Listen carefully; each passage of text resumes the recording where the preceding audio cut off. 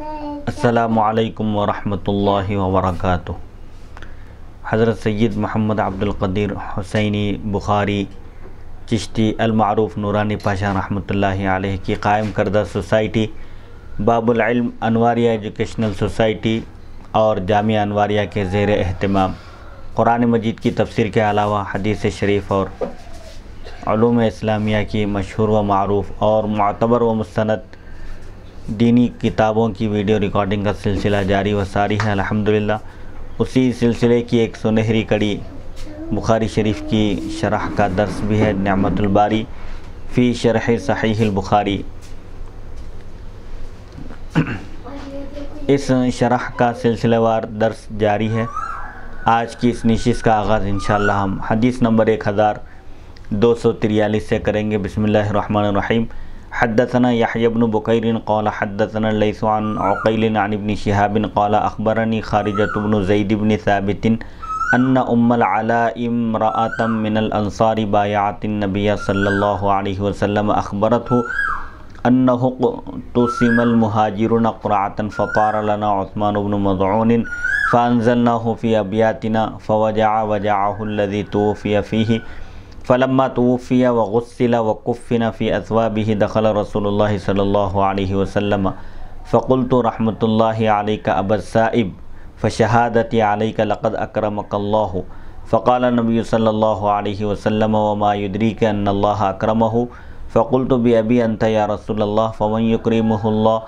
فقال أما هو فقد جاءه اليقين والله إني لأرجو له الخير والله ما أدري وأنا رسول الله ما يفعل بي قالت فوالله لا أزكي أحدا بعده أبدا۔ حدثنا سعيد بن عفير قال حدثنا الليث مثله وقال نافع بن يزيد عن عقيل ما يفعل به وتابعه شعيب وعمر بن دينار ومعمر۔ امام بخاری رحمۃ اللہ علیہ روایت کرتے ہیں، ہمیں یحییٰ بن بکیر نے حدیث بیان کی، انہوں نے کہا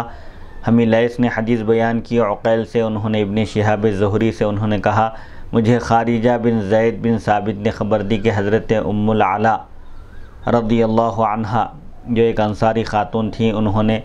نبی کریم صلی اللہ علیہ وسلم سے بیعت کی تھی۔ وہ بیان کرتی ہیں کہ مہاجرین کو قرعہ اندازی کے ذریعے تقسیم کیا گیا۔ جب مسلمان کفار کے ظلم و ستم سے تنگ آ کر اللہ کے حکم سے مدینہ منورہ کی طرف ہجرت کیے تو اس وقت ان کے پاس نہ مال تھا نہ دولت تھی۔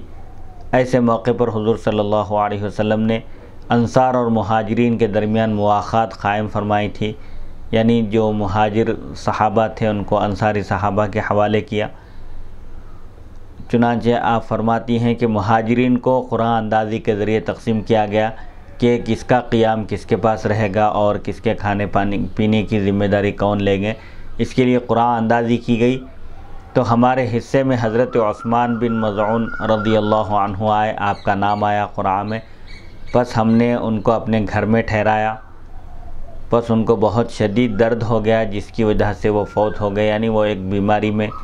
کسی تکلیف میں مبتلا ہوئے جس کی وجہ سے ان کا وصال انتقال ہی ہو گیا۔ پس جب وہ فوت ہو گئے، جب ان کا انتقال ہو گیا تو ان کو غسل دیا گیا اور انہیں ان کے کپڑوں میں کفن پہنایا گیا۔ رسول اللہ صلی اللہ علیہ وسلم اس وقت تشریف لائے تو میں نے کہا اے ابو السائب، یہ حضرت عثمان بن مضعون رضی اللہ عنہ کی کنیت ہے۔ حضرت ام العلاء انصاریہ رضی اللہ عنہ فرماتی ہیں جب انہیں غسل دیا گیا اور کفن دیا گیا اور رسول اللہ صلی اللہ علیہ وسلم تشریف لائے تو میں نے ان کے لیے دعائیہ جملہ کہا کہ اے ابو صاحب، تم پر اللہ کی رحمت ہو، میری تمہارے متعلق یہ گواہی ہے کہ بے شک اللہ نے تمہاری تکریم کی ہے، تمہارا اکرام کیا اور تمہیں بڑے مرتبے سے نوازا۔ تو نبی کریم صلی اللہ علیہ وسلم نے فرمایا تمہیں کس نے بتایا کہ اللہ نے ان کی تکریم کی ہے، یعنی تمہیں کیسے معلوم کہ اللہ نے ان کا اکرام کیا ہے، ان کو بڑے مقام اور مرتبے سے نوازا ہے؟ تو میں نے عرض کیا یا رسول اللہ صلی اللہ علیہ وسلم، آپ پر میرے ماں باپ قربان ہوں، پھر اللہ کس کی تکریم کرے گا، کس کا اکرام کرے گا؟ یعنی یہ ایمان والے ہیں اور صحابیت کا ان کو شرف حاصل ہے، اگر ان کو مقام و مرتبہ نہیں ملے گا تو پھر کس کو ملے گا؟ پس آپ صلی اللہ علیہ وسلم نے فرمایا رہے وہ تو ان کے پاس یقینی بات آ چکی ہے، یعنی ابو صائب عثمان بن مظعون رضی اللہ عنہ کا انتقال ہو چکا ہے، موت ان پر طاری ہو چکی ہے، اور اللہ کی قسم میں ان کے لیے خیر کی توقع رکھتا ہوں۔ مجھے امید ہے، یقیناً میں اس بات کی امید رکھتا ہوں کہ اللہ تعالیٰ ان کے ساتھ خیر کا معاملہ فرمائے گا، کیونکہ وہ ایمان والے ہیں، اللہ کی توحید اور رسول اللہ کی رسالت پر ان کا انتقال ہوا، صحابیت کا شرف بھی حاصل ہے۔ میں اللہ سے ان کے لیے خیر کی توقع اور امید رکھتا ہوں، اور اللہ کی قسم میں خود سے نہیں جانتا، حالانکہ میں اللہ کا رسول ہوں، کہ میرے ساتھ کیا کیا جائے گا، میرے ساتھ کیا معاملہ ہوگا، یہ میں بھی نہیں جانتا۔ حضرت ام العلا رضی اللہ عنہ نے کہا، بس اللہ کی قسم میں اس کے بعد کبھی بھی کسی کی تعریف نہیں کی، یعنی اس واقعے کے بعد میں نے ارادہ کر لیا کہ میں کسی کی پاکی نہیں بیان کروں گی، کسی کی تعریف نہیں کروں گی۔ پس ہمیں سعید بن عفیر نے حدیث بیان کی، انہوں نے کہا ہمیں لیث نے اسی کے مثل حدیث بیان کی، اور نافع بن یزید نے کہا عقیل سے ما یفعل بہ، اور شعیب اور عمرو بن دینار اور معمر نے اس حدیث کی متابعت کی، یعنی انہوں نے بھی اسی طرح روایت کی۔ ما یفعل بی کے بجائے ما یفعل بہ کے الفاظ ہے کہ میں نہیں جانتا کہ ان کے ساتھ کیا معاملہ کیا جائے گا۔ حدیث مذکور کے رجال، اس حدیث شریف کی سند کے راوی ہیں یحییٰ بن عبداللہ بن بکیر، ان کی کنیت ابو زکریہ ہے، یہ مخزومی ہیں، قبیلے مخزوم سے تعلق رکھتے ہیں، بنی مخزوم سے۔ نمبر 2 لیث بن سعد، نمبر 3 عقیل بن خالد، نمبر 4 محمد بن مسلم بن شہاب زہری، نمبر 5 خارجہ بن زید بن ثابت انصاری۔ یہ مدینہ منورہ کے جو 7 مشہور فقہا ہیں، فقہاء سبعہ جو کہلاتے ہیں، ان میں سے ایک ہیں۔ سن 100 ہجری میں ان کا انتقال ہوا۔ نمبر 6 حضرت ام العلا بنت حارث بن ثابت بن خارجہ انصاریہ رضی اللہ عنہ۔ اس اعتراض کا جواب کہ نبی کریم صلی اللہ علیہ وسلم کو یہ علم نہیں تھا کہ آپ کے ساتھ کیا کیا جائے گا، تو اس سلسلے میں علامہ ابن بطال مالکی لکھتے ہیں، حضرت ام العلا کی حدیث سے یہ معلوم ہوا کہ اہل قبلہ میں سے کسی شخص کے متعلق، اہل قبلہ یعنی جو کعبے کی طرف رخ کر کے نماز پڑھتے ہیں، جو مسلمان ہیں، اہل قبلہ میں سے کسی شخص کے متعلق قطعی طور پر یہ نہ کہا جائے کہ وہ جنتی ہے، جنت میں ہے یا دوزخ میں ہے، لیکن نیک مسلمان کے لیے حسن عاقبت کی توقع رکھی جائے، اللہ تعالیٰ سے امید رکھی جائے کہ اللہ تعالیٰ اس کے ساتھ خیر کا معاملہ فرمائے گا، اور بدکار کے متعلق عذاب کا خوف رکھا جائے۔ کوئی گناہ گار ہے، مرتکب کبائر ہے، گناہ کبیرہ کا مرتکب ہے، تو ایسے شخص کے تعلق سے عذاب کا خوف رکھا جائے، کیونکہ اللہ تعالیٰ شرک کو نہیں معاف کرتا، شرک ناقابل معافی گناہ ہے۔ شرک کے علاوہ جو بھی گناہ ہیں وہ اللہ تعالیٰ جس کے چاہتا ہے اپنے فضل و کرم سے معاف فرما دیتا ہے، البتہ اگر حقوق العباد میں سے ہو تو اس کی تلافی بھی کرنی ضروری ہے، یعنی اگر بندوں پر اگر اس نے ظلم کیا تھا، یا کسی کی جائیداد پر ناجائز قبضہ کیا تھا، یا کسی کو نقصان پہنچایا تھا، تو پھر بندوں سے معافی چاہنا اس کے لیے ضروری ہے۔ رسول اللہ صلی اللہ علیہ وسلم نے فرمایا، اللہ کی قسم میں از خود نہیں جانتا، یعنی میں خود سے نہیں جانتا، حالانکہ میں اللہ کا رسول ہوں، کہ میرے ساتھ کیا کیا جائے گا۔ اس پر یہ اعتراض ہے کہ آپ کی مغفرت کے متعلق تو سورہ فتح آیت نمبر 2 میں مغفرت کی بشارت آ چکی ہے، لیغفر لک اللہ ما تقدم من ذنبک وما تأخر، یعنی اللہ تعالیٰ نے اپنے فضل و کرم سے آپ صلی اللہ علیہ وسلم کے طفیل آپ کے اگلوں اور پچھلوں کے گناہ معاف فرما دیے ہیں، ان کی خطاؤں کو اللہ نے درگزر کیا ہے آپ صلی اللہ علیہ وسلم کے لیے۔ اللہ تعالیٰ نے اس میں خوشخبری سنائی، پھر آپ نے یہ کیسے فرمایا؟ تو اس کا جواب یہ ہے کہ ہو سکتا ہے یہ اس سے پہلے کا واقعہ ہو، مغفرت کی بشارت خوشخبری دیے جانے سے پہلے کا یہ واقعہ ہو، جب اللہ تعالیٰ نے آپ کو یہ خبر دی تھی کہ اللہ تعالیٰ نے آپ کے تمام اگلے اور پچھلے خلاف اولا کاموں کی مغفرت فرما دی ہے، کیونکہ رسول اللہ صلی اللہ علیہ وسلم کو اس کا بغیر اللہ کی وحی کے علم نہیں تھا۔ اور سورہ احقاف میں بھی جو آیت ہے وما ادری ما یفعل بی ولا بکم، درایت کے معنی ہیں قیاس سے جانا، اندازے سے جاننے کے آتے ہیں، تو اس آیت کا مطلب یہ ہے کہ میں خود سے نہیں جانتا، میں اپنی طرف سے اپنی قیاس اور عقل سے نہیں بتا سکتا کہ میرے ساتھ اور تمہارے ساتھ کیا معاملہ کیا جائے گا، جب تک اللہ کی وحی نہ ہو، اللہ کی طرف سے جب تک کوئی خوشخبری نہ دی جائے یا کوئی چیز بتائی نہ جائے، اس وقت تک میں اپنی طرف سے کسی چیز کے بارے میں نہیں بتا سکتا۔ حدیث مذکور اور سورہ احقاف آیت نمبر 9 میں مماثلت، اسی طرح کا مفہوم قرآنی آیت میں بھی ہے۔ سورہ احقاف آیت نمبر 9 میں ان دونوں میں مماثلت پائی جاتی ہے۔ اس کی تشریح کرتے ہوئے کہتے ہیں، جس طرح حضرت ام العلا کی حدیث میں رسول اللہ صلی اللہ علیہ وسلم کا یہ ارشاد ہے، اللہ کی قسم میں از خود نہیں جانتا، میں خود سے نہیں جانتا، حالانکہ میں اللہ کا رسول ہوں کہ میرے ساتھ کیا کیا جائے گا۔ اسی طرح اس آیت میں اللہ تعالیٰ کا ارشاد ہے، اعوذ باللہ من الشیطان الرجیم، قل ما کنت بدعا من الرسل ما یفعل بی ولا بکم وما ادری ما یفعل بی ولا بکم۔ آپ صلی اللہ علیہ وسلم فرما دیجئے کہ میں رسولوں میں سے کوئی انوکھا، کوئی نیا رسول نہیں ہوں، یعنی سابق میں بھی انبیاء آتے رہے، اللہ تعالیٰ کی وحدانیت کا درس دیتے رہے، تو میں کوئی تمہارے درمیان نیا رسول نہیں ہوں، اور نہ میں از خود جانتا ہوں کہ میرے ساتھ کیا کیا جائے گا، اور نہ میں از خود یعنی خود سے یہ جانتا ہوں کہ تمہارے ساتھ کیا کیا جائے گا۔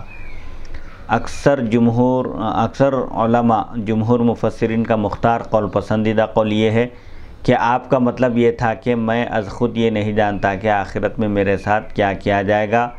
اور اس آیت کا حکم درج ذیل آیت سے منسوخ ہے۔ یعنی یہ جو حضور صلی اللہ علیہ وسلم نے فرمایا وما ادری ما یفعل بی ولا بکم، یہ حکم منسوخ ہو گیا۔ اس میں ایک تو مطلب یہ ہے کہ حضور صلی اللہ علیہ وسلم کے فرمانے کا، آپ کے ارشاد کا یہ مقصد ہے کہ میں خود سے نہیں جانتا، البتہ وحی الہی کے ذریعے مجھے علم ہوتا ہے، ایک چیز۔ دوسری چیز،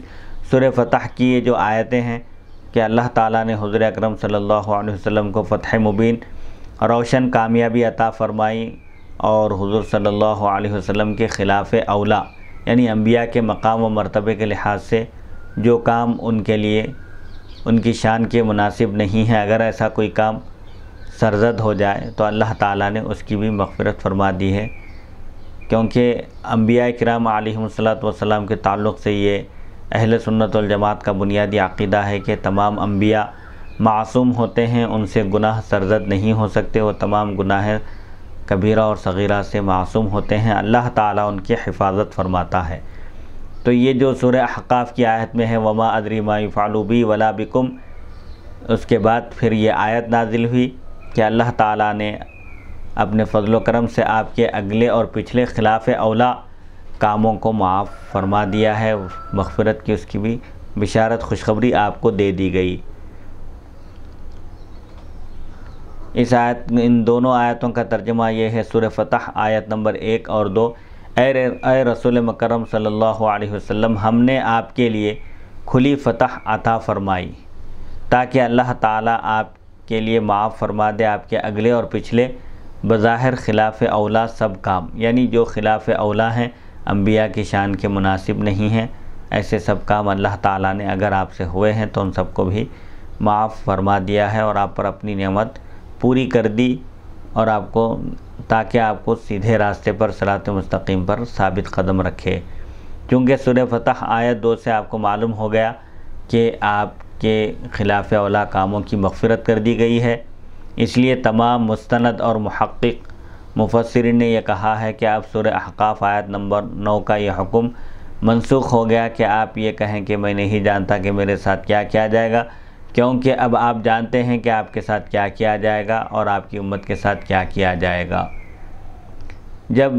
یہ آیت نازل ہوئی لیغفر لک اللہ ما تقدم من ذنبک، تو صحابہ نے عرض کیا کہ آپ کے بارے میں تو اللہ تعالیٰ نے خوشخبری سنا دی ہے،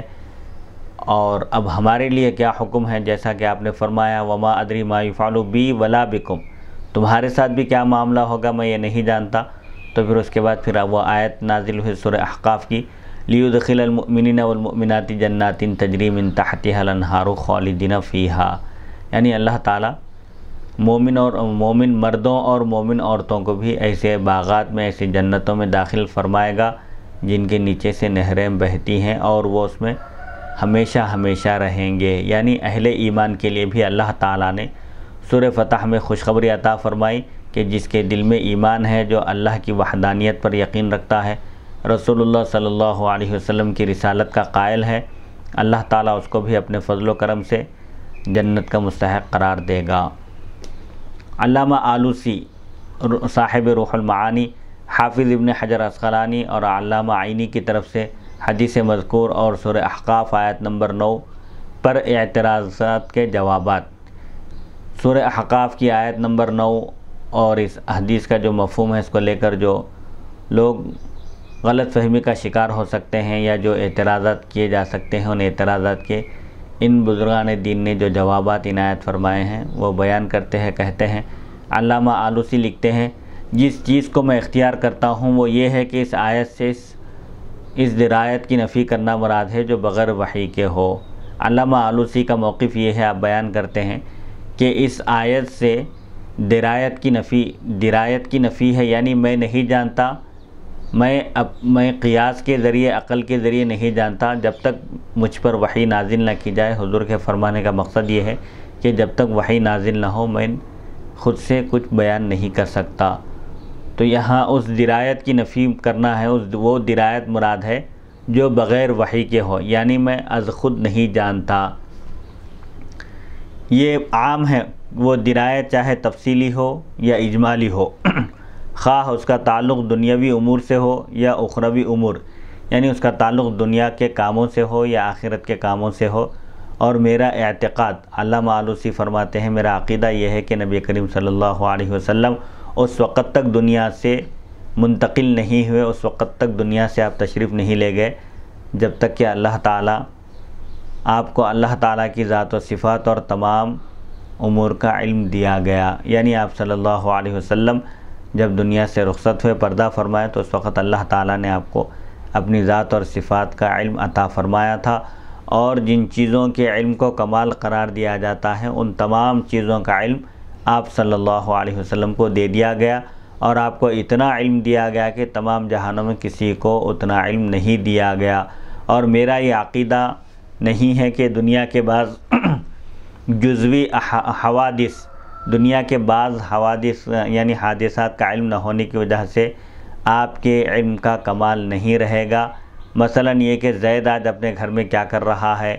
اور کل کیا کرے گا، اگر ایسی چیزوں کا علم نہیں ہے تو اس سے کچھ فرق نہیں پڑتا، یہ کوئی اہم چیز نہیں ہے۔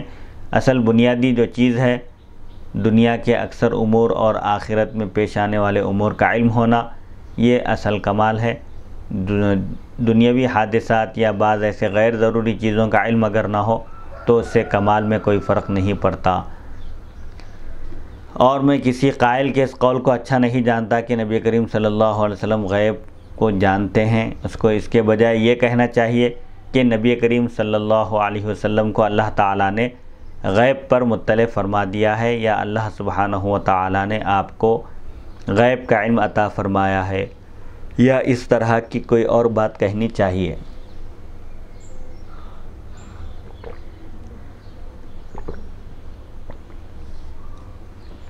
حضرت ام العلا کی حدیث کا علامہ آلوسی نے یہ جواب بھی دیا ہے کہ رسول اللہ صلی اللہ علیہ وسلم کا ما ادری ما یفعل بی فرمانا اس آیت کے نزول سے پہلے کا واقعہ ہے، یعنی لیغفر لک اللہ ما تقدم من ذنبک وما تأخر، یہ خوشخبری آپ کو دیے جانے سے پہلے کا واقعہ ہے۔ حافظ ابن حجر عسقلانی لکھتے ہیں، اس حدیث میں آپ کا ما ادری فرمانا سورہ احقاف آیت نمبر 9 کے موافق ہے، کیونکہ اس میں بھی ہے وما ادری ما یفعل بی، اور یہ واقعہ لیغفر لک اللہ ما تقدم من ذنبک وما تأخر سورہ فتح آیت نمبر 2 سے پہلے کا ہے، کیونکہ سورہ احقاف مکی ہے اور سورہ فتح بالاتفاق مدنی ہے۔ سورہ احقاف مکے میں نازل ہوا اور سورہ فتح مدینے میں نازل ہوا،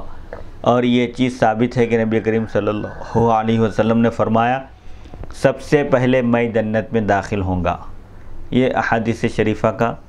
مفہوم ہے۔ اس کے علاوہ اور صریح احادیث ہیں جن سے یہ معلوم ہوتا ہے کہ نبی کریم صلی اللہ علیہ وسلم کو اپنے اخروی احوال یعنی آخرت میں پیش آنے والے احوال اور مقامات کا آپ کو علم تھا، سو جن احادیث میں آپ کے اخروی علم کا ثبوت ہے وہ آپ کے علم اجمالی پر محمول ہیں، اور جن آیات اور احادیث میں آپ کے علم اخروی کی نفی ہے وہ علم محیط اور علم تفصیلی پر محمول ہیں۔ مطلب یہ ہے کہ جہاں آپ نے علم کی نفی کی وما ادری ما یفعل بی، اور میں نہیں جانتا کہ میرے ساتھ کیا کیا جائے گا، وہاں تفصیلی علم مراد ہے، اور محیط علم جو سب چیزوں کو گھیرا ہوا ہو وہ علم مراد ہے۔ جزوی علم کی، اجمالی علم کی آپ نے نفی نہیں کی، کیونکہ آپ نے جگہ جگہ احادیث شریفہ پہ آپ نے بیان کیا انا اول شافع و اول مشفع، آپ صلی اللہ علیہ وسلم نے فرمایا کہ سب سے پہلے قیامت کے دن میں سفارش کروں گا اور سب سے پہلے میری سفارش قبول کی جائے گی، اور آپ نے یہ بھی فرمایا کہ قیامت کے دن سب سے پہلے جنت کا دروازہ میں کھٹکھٹاؤں گا، اور آپ نے یہ بھی فرمایا کہ قیامت کے دن لواء الحمد جھنڈا میرے ہاتھ میں ہوگا، اور تمام انبیاء حضرت آدم سے لے کر قیامت تک جتنے لوگ پیدا ہوئے ہیں سب میرے جھنڈے تلے ہوں گے۔ بہرحال حضور صلی اللہ علیہ وسلم نے بہت ساری صحیح احادیث شریفہ میں فرمایا کہ آپ قیامت کے دن امت کی سفارش فرمائیں گے، جیسا کہ ترمذی شریف کی ایک طویل روایت ہے، تمام مخلوق انبیاء کے پاس جائے گی سفارش کے لیے، لیکن سب انبیاء فرمائیں گے اذهبوا الی غیری۔ جب حضور صلی اللہ علیہ وسلم کے پاس جائیں گے تو آپ فرمائیں گے انا لہا، یعنی شفاعت میں کرنے والا ہوں۔ چنانچہ حضور صلی اللہ علیہ وسلم یہ انا لہا جو فرمائیں گے وہ اس لیے فرمائیں گے کہ اللہ تعالیٰ نے آپ کو دنیا ہی میں آپ کے لیے مغفرت کی بشارت خوشخبری دے دی ہے، اسی لیے آپ اس مقام پر فائز ہوں گے کہ اس وقت جب مخلوق فریاد کرے گی اور مخلوق حساب کتاب جلد شروع کروانے کے لیے درخواست کرے گی، تو آپ صلی اللہ علیہ وسلم ہی تمام انبیاء میں مخلوق کی درخواست کو قبول فرمائیں گے، اور اللہ تعالیٰ کی بارگاہ میں آپ سجدہ ریز ہوں گے، سجدے میں چلے جائیں گے اور بہت طویل سجدہ فرمائیں گے۔ پھر اللہ تعالیٰ فرمائے گا کہ اے محمد صلی اللہ علیہ وسلم آپ اپنا سر اٹھائیے، آپ مانگیے، آپ کو عطا کیا جائے گا، آپ سفارش کیجیے، آپ کی سفارش قبول کی جائے گی۔ تو حضور صلی اللہ علیہ وسلم کی شفاعت اور آپ کی سفارش کے طفیل میں پوری مخلوق کو راحت ملے گی، حساب کتاب جلد شروع ہوگا تو مخلوق کو اطمینان ہوگا۔ یہی شفاعت کبریٰ ہے اور یہی شفاعت عظمیٰ کا منصب ہے جو حضور صلی اللہ علیہ وسلم کو عطا کیا گیا۔ علامہ عینی اس آیت اور حدیث کی تشریح میں لکھتے ہیں اگر یہ اعتراض کیا جائے کہ حضرت عثمان بن مظعون رضی اللہ عنہ غزوہ بدر کے بعد انتقال کیے، جنگ بدر میں آپ کو شرکت کی سعادت حاصل تھی، آپ جنگ بدر میں شریک تھے، جنگ بدر کے بعد آپ کا انتقال ہوا اور انہوں نے اس غزوے میں شرکت کی تھی، یعنی جنگ بدر میں آپ کو شرکت کی سعادت حاصل تھی، اور نبی کریم صلی اللہ علیہ وسلم نے یہ خبر دی ہے کہ اللہ تعالیٰ نے اہل بدر کی مغفرت فرما دی۔ بدری صحابہ کے لیے حضور صلی اللہ علیہ وسلم نے خوشخبری عنایت فرمائی تھی کہ اللہ تعالیٰ نے جنگ بدر میں شرکت کرنے والے صحابہ کی مغفرت کر دی ہے، اگر ولو بالفرض اگر یہ لوگ کوئی گناہ بھی کریں یا ان سے کوئی غلطی بھی ہو جائے تو ان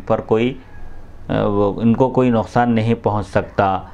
تو اس کے باوجود پھر حضرت عثمان بن مظعون رضی اللہ عنہ کے بارے میں آپ نے ایسا کیوں فرمایا؟ تو اس کا جواب یہ ہے کہ آپ نے اس حدیث میں جو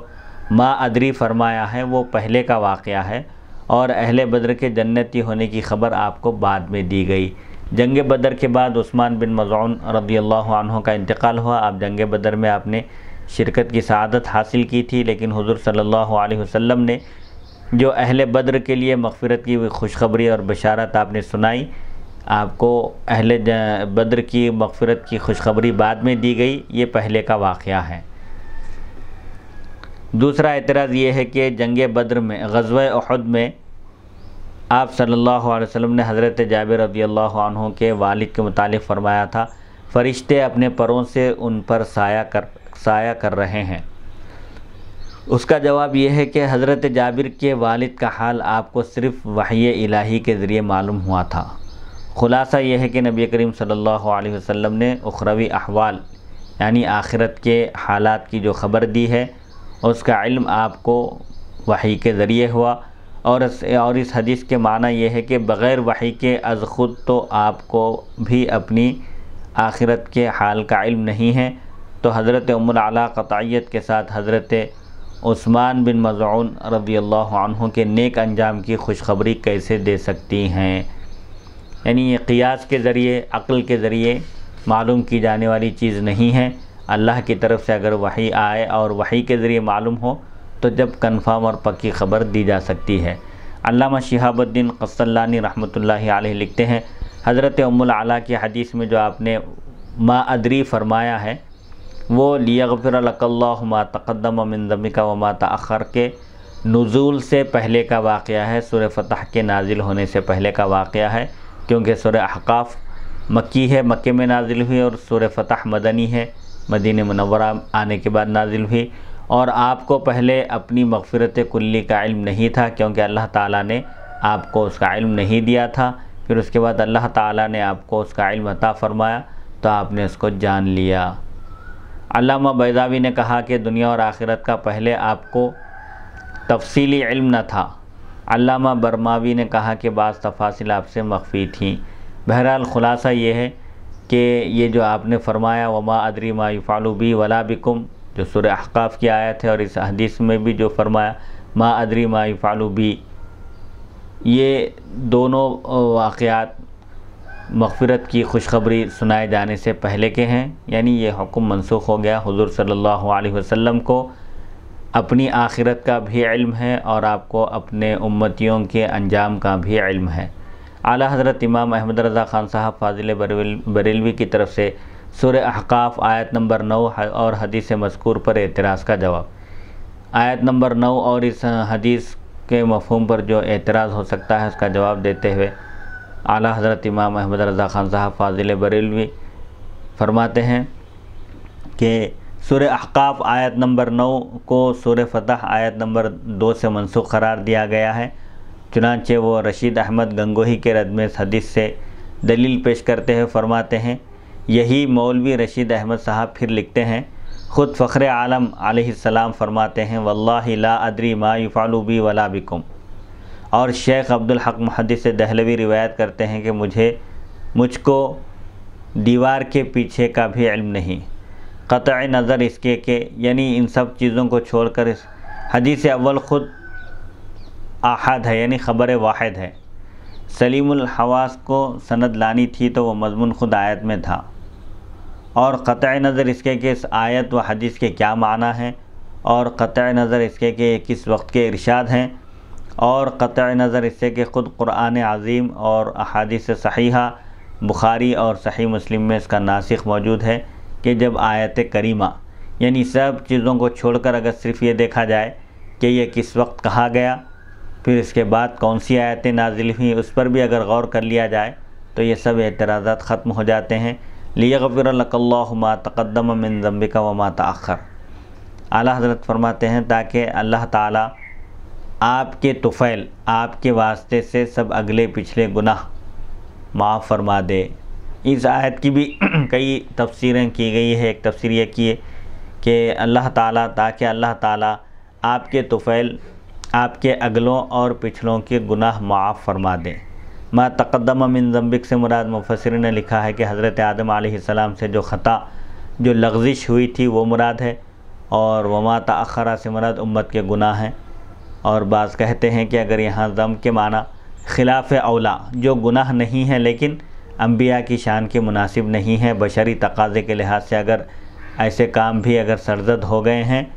یا سرزد ہو جائیں تو اللہ تعالیٰ نے سب کی مغفرت فرما دی ہے۔ صحابہ نے عرض کیا ہنیئا لک یا رسول اللہ لقد بین اللہ لک ماذا یفعل بک فماذا یفعل بنا،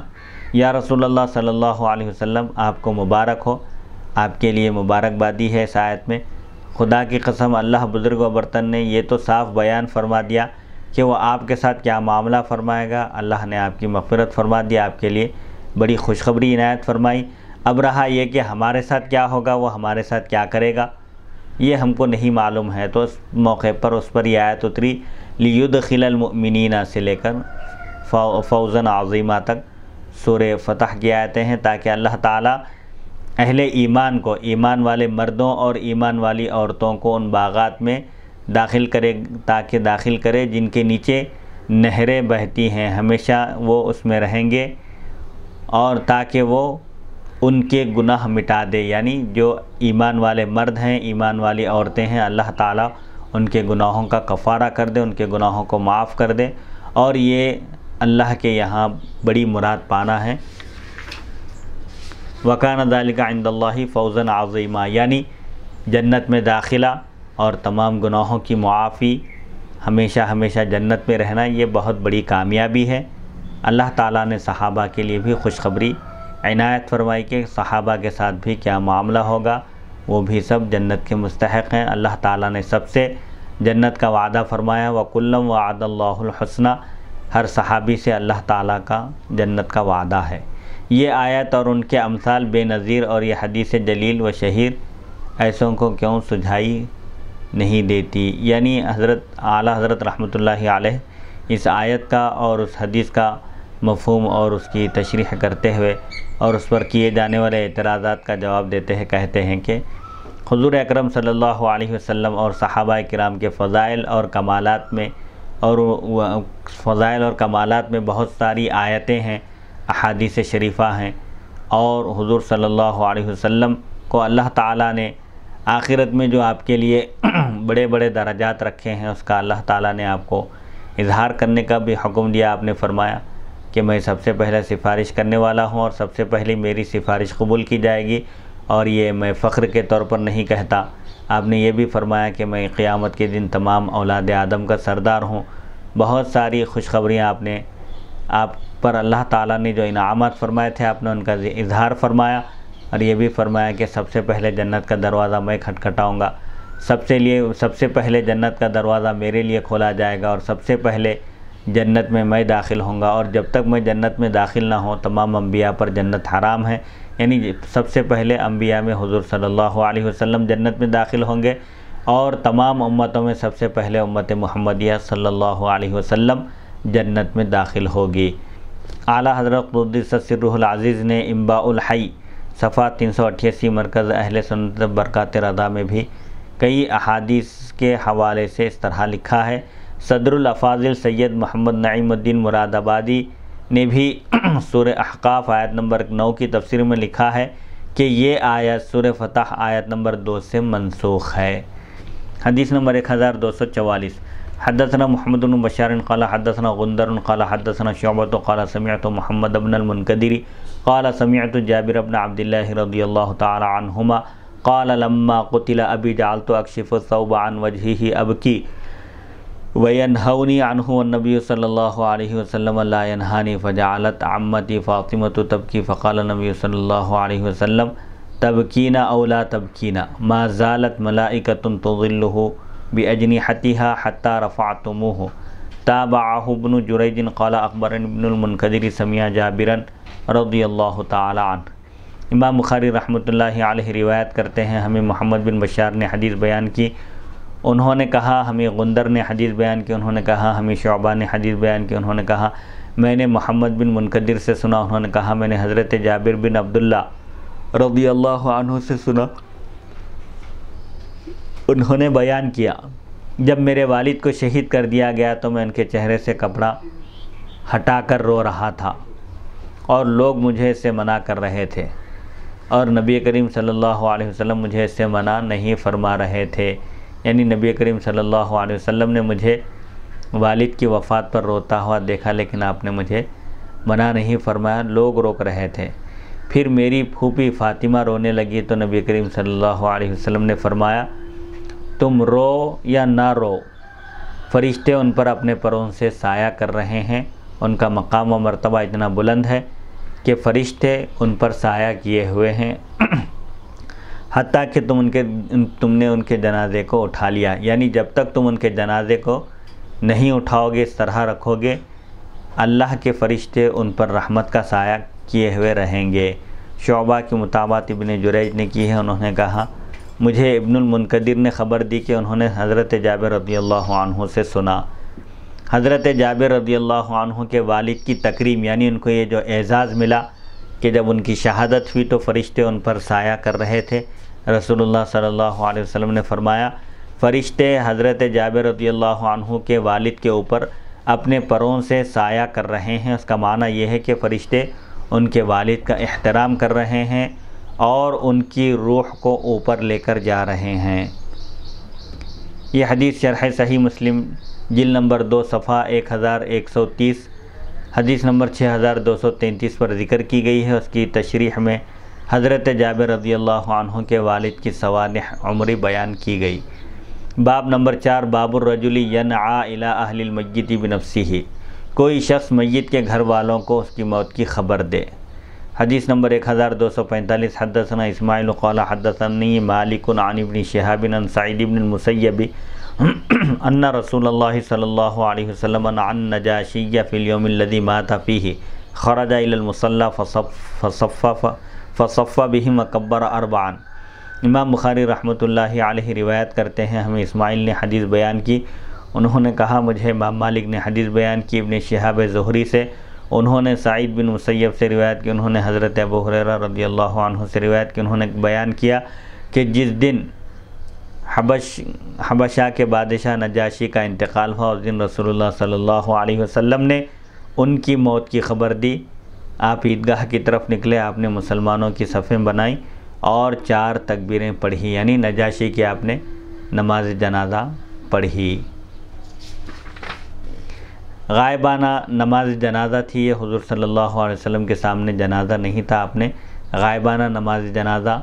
ادا فرمائی۔ اب اس سلسلے میں فرماتے ہیں کہ غائبانہ نماز جنازہ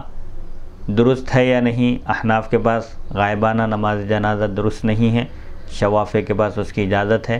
علامہ ابن بطال مالکی لکھتے ہیں نبی کریم صلی اللہ علیہ وسلم نے مسلمانوں کو نجاشی کی موت کی خبر دی اور خصوصاً ان کی غائبانہ نماز جنازہ پڑھی، کیونکہ عام مسلمانوں کے علم میں ان کا اسلام لانا نہیں تھا، تو یعنی عام مسلمان نہیں جانتے تھے کہ حبشہ کے بادشاہ نجاشی نے اسلام قبول کر لیا ہے، تو آپ صلی اللہ علیہ وسلم نے یہ ارادہ کیا کہ تمام مسلمانوں کو ان کے اسلام کی خبر دیں، یعنی آپ نے نماز جنازہ اس لیے پڑھائی تاکہ مسلمانوں کو معلوم ہو جائے کہ نجاشی بادشاہ نے اسلام قبول کیا تھا، وہ مسلمان تھے، اور تمام مسلمانوں کے ساتھ ان کے حق میں دعا کریں تاکہ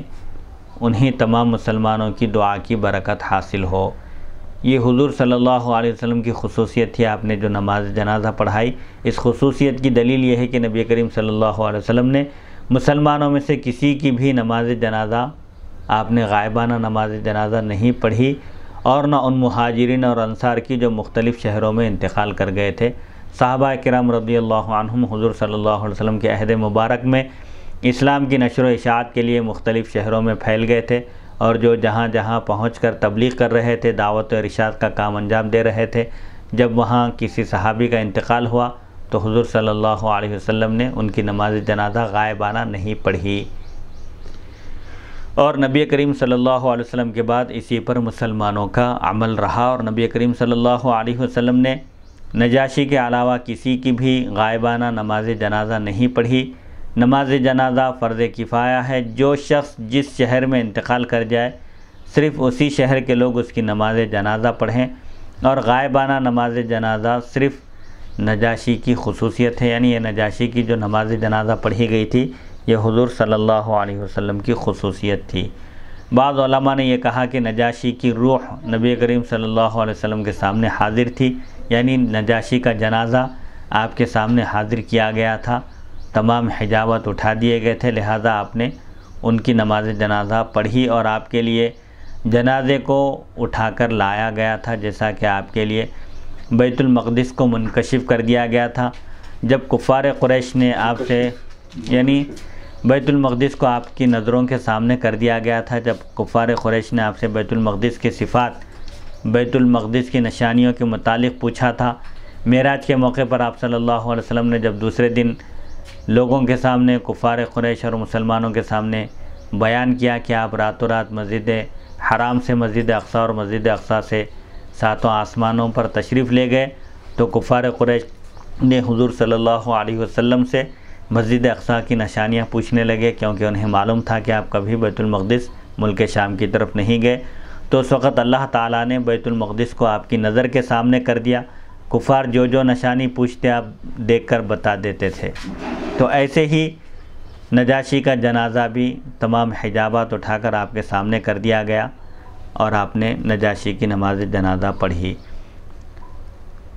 آپ کو نجاشی کی موت کا علم تھا اور آپ نے اپنے صحابہ کو ان کی موت کی خبر دی تھی۔ آپ گھر سے باہر نکلے اور آپ نے مسلمانوں کو ان کی نماز جنازہ پڑھائی، اور اس خصوصیت کی دلیل یہ ہے کہ حضور صلی اللہ علیہ وسلم نے نجاشی کے علاوہ کسی اور کی غائبانہ نماز جنازہ نہیں پڑھائی۔ اسی وجہ سے امت نے غائبانہ نماز جنازہ کو ترک کر دیا ہے، اور میں نے امت میں سے کسی کو نہیں پایا جنہوں نے غائبانہ نماز جنازہ پڑھنے کی اجازت دی ہو۔ علامہ غلام رسول سعیدی صاحب کہتے ہیں، میں کہتا ہوں کہ نبی کریم صلی اللہ علیہ وسلم نے 3 اور مسلمانوں کی غائبانہ نماز جنازہ پڑھی ہے، اور وہ بھی آپ کی خصوصیت ہے۔ حضرت انس بن مالک رضی اللہ عنہ بیان کرتے ہیں کہ حضرت جبریل علیہ السلام نبی کریم صلی اللہ علیہ وسلم کی خدمت میں حاضر ہوئے اور کہا اور عرض کیا کہ معاویہ بن معاویہ لیثی فوت ہو گئے ہیں، ایک صحابی ہیں، کیا آپ ان کی غائبانہ نماز جنازہ پڑھنا چاہتے ہیں؟ تو آپ صلی اللہ علیہ وسلم نے فرمایا ہاں۔ حضرت جبریل نے اپنے پیر زمین پر مارے، پس جو درخت اور ٹیلا تھا وہ زمین کے برابر ہو گیا، یعنی جتنے بھی درمیان میں درخت اور ٹیلے پہاڑ وغیرہ تھے وہ سب زمین کے برابر ہو گئے، اور ان کا جنازہ اٹھا کر لایا گیا معاویہ بن معاویہ لیثی کا، حتیٰ کہ آپ صلی اللہ علیہ وسلم نے ان کے جنازے کو دیکھا اور ان کی نماز جنازہ پڑھی، اور آپ کے پیچھے فرشتوں کی 2 صفیں تھیں اور ہر صف میں 70,000 فرشتے تھے۔ پس نبی کریم صلی اللہ علیہ وسلم نے حضرت جبریل سے پوچھا، اے جبریل، ان کو اللہ کی جناب میں یعنی اللہ کے حضور میں، اللہ کے پاس یہ مرتبہ اور یہ شرف، یہ سعادت کس وجہ سے حاصل ہوئی؟ تو حضرت جبریل نے عرض کیا، یہ قل هو اللہ احد سورہ اخلاص پڑھنے سے محبت کرتے تھے، یعنی ان کو سورہ اخلاص بہت پسند تھا، جس میں اللہ تعالیٰ کی توحید، اس کی وحدانیت اور اس کی بے نیازی کا بیان ہے، اور اس سورہ کو 1/3 قرآن کہا گیا، قرآن کا 1/3 حصہ ہے۔ تو سورہ اخلاص سے ان کو بے پناہ محبت تھی۔ وہ سورہ اخلاص آتے جاتے، اٹھتے بیٹھتے، چلتے پھرتے، ہر حال میں اس سورہ کا ورد کیا کرتے تھے، اس سورہ کی تلاوت کرتے تھے۔ اسی وجہ سے اللہ تعالیٰ نے ان کو یہ مرتبہ عطا کیا کہ ان کی نماز جنازہ میں 2 صفیں فرشتوں کی تھی، 70,000 فرشتے ان کی نماز جنازہ میں حاضر ہونے کی سعادت حاصل کیے۔ علامہ عبداللہ بن یوسف زیلعی حنفی لکھتے ہیں، امام بیہقی نے کہا کہ ضعیف سندوں سے مروی ہے، ضعیف سندوں سے روایتیں ہیں کہ آپ نے 2 اور غائبانہ نماز جنازہ پڑھائی ہیں، اور وہ حضرت زید بن حارثہ اور حضرت جعفر بن ابی طالب رضی اللہ عنہما کی نماز جنازہ ہے، اور حدیث میں ہے کہ ان کے جنازوں کو بھی آپ کے لیے منکشف کر دیا گیا، یعنی تمام حجابات اٹھا کر آپ کے سامنے جنازے کو حاضر کر دیا گیا تھا۔ امام واقدی نے اپنی سند کے ساتھ کتاب المغازی میں عبداللہ بن ابی بکر سے روایت کیا ہے کہ جب لوگ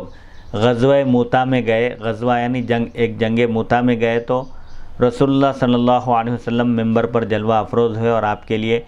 شام کو، ملک شام کو ظاہر کر دیا گیا۔ آپ ان کے میدان جنگ دیکھ رہے تھے،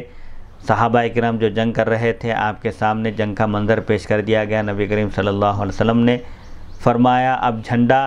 زید بن حارثہ نے لیا، انہوں نے کمانڈنگ سنبھالی، پس وہ لڑتے رہے یہاں تک کہ شہید ہو گئے۔ پھر آپ نے ان کی نماز جنازہ پڑھی اور ان کے لیے دعا فرمائی اور فرمایا ان کے لیے استغفار کرو، اور وہ جنت میں داخل ہو چکے ہیں اور وہ دوڑ رہے ہیں۔ پھر جھنڈا حضرت زید بن حارثہ رضی اللہ عنہ جو کمانڈر تھے اور لشکر کے امیر تھے، سپاہی تھے، جب ان کی شہادت ہو گئی تو ان کے بعد جعفر بن ابی طالب نے کمانڈنگ سنبھالی، بس وہ بھی لڑتے رہے یہاں تک کہ وہ بھی شہید ہو گئے۔ پھر رسول اللہ صلی اللہ علیہ وسلم نے ان کی بھی نماز جنازہ غائبانہ پڑھی اور ان کے لیے دعا فرمائی اور ارشاد فرمایا کہ ان کے لیے استغفار کرو، اس حال میں کہ وہ جنت میں داخل ہو گئے اور وہ اپنے 2 پروں کے ساتھ جنت میں جہاں چاہے اڑ رہے ہیں۔ جعفر طیار اسی لیے کہا جاتا ہے آپ کو کہ آپ جنت میں، حضور صلی اللہ علیہ وسلم نے آپ کو جنت میں دیکھا کہ آپ کے 2 پر ہیں جن کے ذریعے آپ جنت کی سیر کر رہے ہیں۔ علامہ محمد بن عمر بن واقد الواقدی صحابی رسول ہیں، حضرت سیدنا علی رضی اللہ عنہ کے بھائی ہیں، یہ جعفر بن ابی طالب، جی جعفر طیار رضی اللہ عنہ حضرت علی رضی اللہ عنہ کے سگے بھائی ہیں۔ غائبانہ نماز جنازہ میں فقہا کا اختلاف۔ علامہ ابن قدامہ حنبلی لکھتے ہیں دوسرے شہر میں غائب کی نماز جنازہ پڑھنی جائز ہے، خواہ وہ شہر قریب ہو یا دور،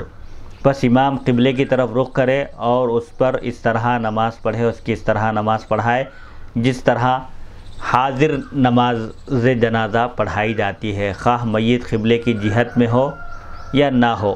امام شافعی کا بھی یہی مسلک ہے، اور امام مالک اور امام اعظم ابو حنیفہ کا یہ مسلک ہے کہ غائب کی نماز جنازہ پڑھنا جائز نہیں ہے۔ غائبانہ نماز جنازہ احناف کے پاس اور مالکیہ کے پاس جائز نہیں ہے۔ علامہ ابن قدامہ حنبلی کہتے ہیں کہ ہماری دلیل یہ ہے کہ جس دن نجاشی فوت ہوئے، نجاشی بادشاہ کا نام ہے، اسی طرح نبی کریم صلی اللہ علیہ وسلم نے ان کی نماز جنازہ مسلمانوں کو پڑھائی۔ اگر یہ اعتراض کیا جائے کہ ہو سکتا ہے کہ آپ کے لیے زمین لپیٹ دی گئی ہو اور آپ کو جنازہ دکھا دیا گیا ہو، تو ہم کہیں گے کہ یہ منقول نہیں ہے، یعنی کسی نے بھی یہ بات نہیں بیان کی، نقل نہیں کیا۔ اگر ایسا ہوا ہوتا تو آپ اس کی خبر دیتے، یعنی یہ بھی تفصیلات آپ بیان کرتے۔ مصنف کی طرف سے علامہ ابن قدامہ کے دلائل کے جوابات۔ میں کہتا ہوں، علامہ غلام رسول سعیدی صاحب فرماتے ہیں، میں کہتا ہوں کہ ہماری دلیل یہ ہے کہ نبی کریم صلی اللہ علیہ وسلم مسلمانوں کی نماز جنازہ پڑھنے پر بہت حریص تھے، یعنی آپ صلی اللہ علیہ وسلم مسلمانوں کی نماز جنازہ پڑھنا چاہتے تھے، کیونکہ آپ کی دعا کی برکت سے مغفرت کی امید تھی، اور مدینے کے قریب اور دور شہروں میں مسلمان طبعی موت سے اور شہادت سے فوت ہوتے رہتے تھے، لیکن نجاشی کے علاوہ اور کسی کے متعلق صحیح سند کے ساتھ ثابت نہیں ہے کہ آپ نے اس کی نماز جنازہ پڑھائی ہو، حتیٰ کہ بئر معونہ میں، بئر کنویں کو کہتے ہیں، معونہ ایک مقام کا نام ہے، یہ بھی ایک مشہور واقعہ ہے۔ بئر معونہ میں جب 70 حفاظ کرام کو، 70 صحابہ کرام کو شہید کر دیا گیا دھوکے سے، تو آپ کو بہت غم ہوا، رنج ہوا، اور آپ 1 مہینے تک ان کے قاتلوں کے خلاف آپ بددعا فرماتے رہے، لیکن آپ نے ان کی نماز جنازہ، ان 70 صحابہ کی نماز جنازہ آپ نے نہیں پڑھی۔ اگر آپ کے نزدیک غائب کی نماز جنازہ بالعموم عام طور پر اگر جائز ہوتی تو ضرور آپ بئر معونہ کے جو 70 حفاظ صحابہ ہیں شہید کر دیے گئے، ان کی نماز جنازہ آپ ضرور پڑھتے۔ اگر یہ اعتراض کیا جائے کہ آپ نے معاویہ بن معاویہ لیثی، حضرت زید بن حارثہ اور حضرت جعفر بن ابی طالب رضی اللہ عنہم کی نماز جنازہ پڑھی ہے اور وہ اس وقت ملک شام میں تھے، اس کا جواب یہ ہے کہ ان روایات کی سند ضعیف ہے۔ اس کے علاوہ ان روایات میں صلی کا لفظ ہے اور وہ نماز جنازہ پڑھنے کے معنی میں قطعی نہیں ہے، اس کے معنی دعا کے بھی آتے ہیں، یعنی آپ نے ان کے حق میں مغفرت کی دعا فرمائی۔ اس لیے ان ضعیف سند والی روایتیں اور محتمل لفظ سے مناظرہ کرنا یا دلیل پیش کرنا درست نہیں ہے۔ باب مذکور کی حدیث شرح صحیح مسلم جلد 2 صفحہ 766 حدیث نمبر 2099 پر بھی ذکر کی گئی ہے، وہاں اس کی شرح کے حسب ذیل عنوان ہیں، یعنی اس طرح وہاں عنوان بنائے گئے۔ نمبر 1 غائبانہ نماز جنازہ، نمبر 2 حدیث نجاشی کے جوابات، نمبر 3 غائبانہ نماز جنازہ کے عدم جواز پر احناف کے دلائل، یعنی غائبانہ نماز جنازہ پڑھنا جائز نہیں ہے، اس سلسلے میں احناف کی دلیلیں۔ یہ بحث شرح صحیح مسلم جلد 2 صفحہ 805 سے لے کر 807 تک ذکر کی گئی۔ حدیث نمبر جائز نہیں ہے نماز جنازہ، غائبانہ نماز جنازہ جائز نہیں ہے، اس سلسلے میں احناف کی دلیلیں وہاں انہوں نے پیش کی۔ حدیث نمبر 1246 حدثنا ابو معمر قال حدثنا عبد الوارث قال حدثنا ایوب عن حمید بن ہلال عن انس بن مالک رضی اللہ تعالی عنہ قال النبی صلی اللہ علیہ وسلم اخذ الرایۃ زید فاصیب ثم اخذها جعفر فاصیب ثم اخذها عبد الله بن رواحہ فاصیب وان عینی رسول اللہ صلی اللہ علیہ وسلم لتذرفان ثم اخذها خالد بن الولید من غیر امرأة ففتح له۔ امام بخاری رحمۃ اللہ علیہ روایت کرتے ہیں، ہمیں ابو معمر نے حدیث بیان کی، انہوں نے کہا ہمیں عبد الوارث نے حدیث بیان کی، انہوں نے کہا ہمیں ایوب نے حدیث بیان کی، حمید بن ہلال سے انہوں نے حضرت انس بن مالک رضی اللہ عنہ سے انہوں نے بیان کیا کہ نبی کریم صلی اللہ علیہ وسلم نے فرمایا زید بن حارثہ نے جھنڈا لیا بس وہ شہید ہو گئے۔ پھر عبداللہ بن رواحہ نے جھنڈا لیا، بس وہ شہید ہو گئے۔ یقیناً رسول اللہ صلی اللہ علیہ وسلم کی دونوں آنکھوں سے آنسو بہہ رہے تھے جس وقت آپ یہ بیان کر رہے تھے۔ پھر بغیر کسی مشورے کے خالد بن ولید رضی اللہ عنہ نے کمانڈنگ سنبھالی اور ان کو فتح حاصل ہوئی۔ یعنی حضور صلی اللہ علیہ وسلم یہ جو جنگ ہو رہی تھی غزوہ موتا،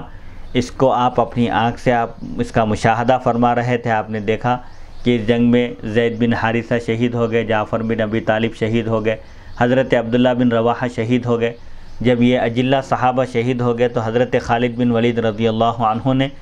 جب یہ کیفیت دیکھی تو انہوں نے بغیر کسی کے مشورے کے، جب ضروری سمجھا انہوں نے اور مناسب سمجھا، تو فوراً انہوں نے کمانڈنگ سنبھالی اور پورے لشکر کو لے کر دشمنوں پر آپ نے حملہ کیا تو آپ کو فتح حاصل ہوئی۔ غزوہ موتا کی تاریخ، یہ قصہ غزوہ موتا کا ہے۔ یہ شام کے علاقہ البلقا میں پیش آیا تھا۔ اس کی وجہ یہ ہے، اس کا سبب یہ ہے غزوہ کیوں ہوا، اس کی وجہ یہ ہے کہ نبی کریم صلی اللہ علیہ وسلم نے جمادی الاولیٰ سن 8 ہجری میں ایک لشکر بھیجا تھا اور اس لشکر کے امیر حضرت زید بن حارثہ رضی اللہ عنہ کو بنایا تھا، اور آپ نے فرمایا تھا اگر زید شہید ہو جائیں تو پھر جعفر بن ابی طالب لوگوں کے امیر ہوں گے، کمانڈنگ سنبھالیں گے، پھر اگر جعفر شہید ہو جائیں تو عبداللہ بن رواحہ لوگوں کے امیر ہوں گے۔ پس وہ 3000 نفوس پر مشتمل، یعنی 3000 سپاہیوں کو لے کر ایک لشکر لے کر روانہ ہو گئے۔ 3000 سپاہیوں کا لشکر لے کر روانہ ہوئے، انہوں نے کفار سے مقابلہ کیا۔ پس حضرت زید بن حارثہ شہید ہو گئے، پھر حضرت جعفر بن ابی طالب نے جھنڈا لیا اور جنگ کی،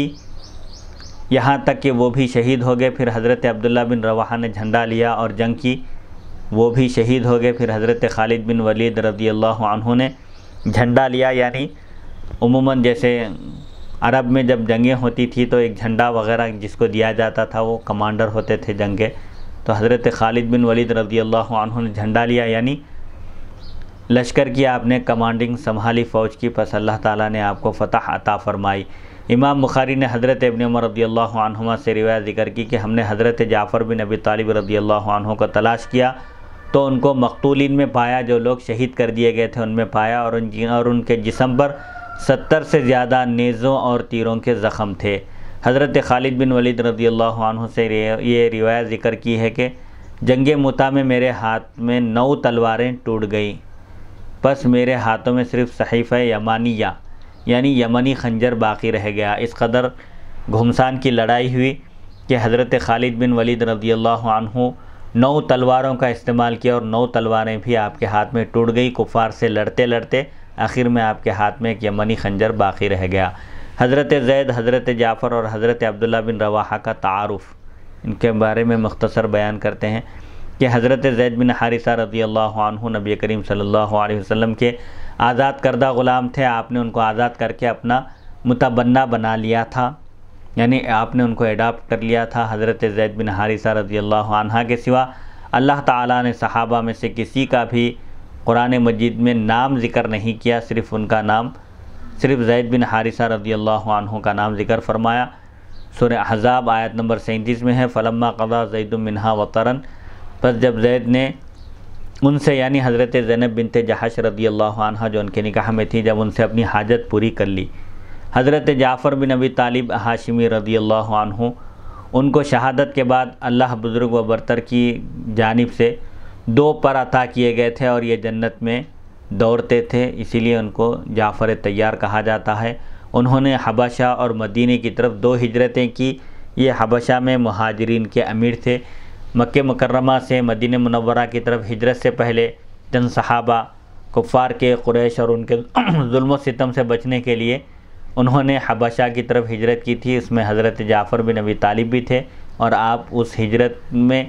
جو لوگ شریک تھے ان کے آپ امیر بنائے گئے تھے۔ حضرت عبداللہ بن رواحہ قبیلہ خزرج کے رہنے والے، قبیلہ خزرج سے ان کا تعلق تھا، خزرجی ہیں، مدنی ہیں، یہ ان میں سے تھے جو مکے کی گھاٹیوں میں آ کر اسلام لائے تھے، بیعت عقبہ میں جو شریک تھے۔ رسول اللہ صلی اللہ علیہ وسلم کی نبوت کی دلیل،